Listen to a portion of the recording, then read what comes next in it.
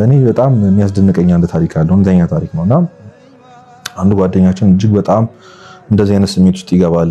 ከኛ እየራቀ እናየዋለን። ለብዙ ነገሮች ያሉን ፍላጎት እየቀነሰ ወደ ቤተክርስቲያን ወደ ሰንበት መምጣት በጣም እየተው ይመጣልና ብዙዎቻችን ምን ሆነ ነው ብለን በጣም ጨቀጨቅ ነው፣ ግን ሊመልስልን አልቻለምና አንድ ብልህ የሆነ ወንድማችን አንድ ብጣሽ ወረቀት ላይ የሆነ ነገር ጽፎ ይሰጧልና ጽሁፉም እንደሚል ታውቃላችሁ፣ እግዚአብሔር መናገር ከማትችለው ህመም ይፈውስህ ነበር የሚለው።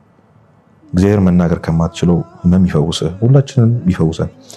መናገር እኮ እንፈልጋለን፣ የሆነ ሰው ቢረዳን ብለን እኮ እናስባለን፣ ግን የሚቻል አይመስልንም እና ኢነርጂውንም ደግሞ አተናል ብሎ ጀምሮ ማስረዳት። እንደዚህ አይነት ስሜት ውስጥ ነኝ። ከዚህ ስሜት የተነሳ እንደዚህ አይነት ኃጢአት ውስጥ ወድቄያለሁ። የሚሰማኝ ስለ እግዚአብሔር ስለ ሰዎች የሚሰማኝ ስሜት ይሄ ነው ብሎ እውነቱን መናገር በጣም ብዙዎቻችን እናፍራለን፣ እንፈራለን። ግን ሪች አውት አድርጉ። በቃ ተናገሩ፣ ውጡ ከቤታችሁ፣ የሆነ ሰው ደውሉ፣ እርዱኝ በሉ። ማልቀስ፣ እርዳታን መጠየቅ በነገራችን ላይ ደካማነት አይደለም፣ ውድቀት አይደለም። በትክክል መዳን የሚፈልግና ጠቢብ ብልህ የሆነ ሰው እርዳታን ይጠይቃል። እርዳታ መጠየቅ ደካማነት አይደለም። ይሄንን ሁሉ ጊዜም ቢሆን ለራሳችሁ ደጋግማችሁ ንገሩት። ለራሳችሁ ጊዜ አትስጡት። ቅድም እንዳልኳችሁ ለራሳችን ጥሩ ባሪያ፣ ጥሩ ሐኪም፣ ጥሩ እረኛ አይደለንም። እግዚአብሔር ለራሳችን አሳልፎ ከሰጠን በጣም እንጎዳለን።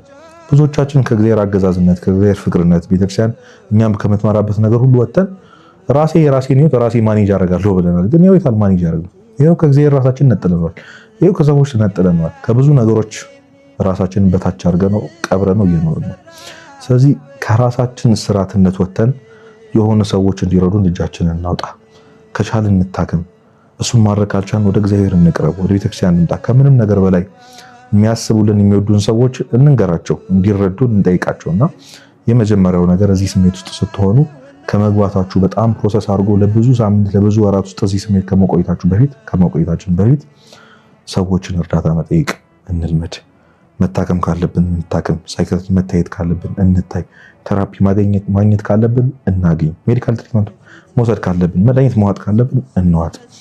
እርዳታ ለመጠየቅ እንዳንፈራ።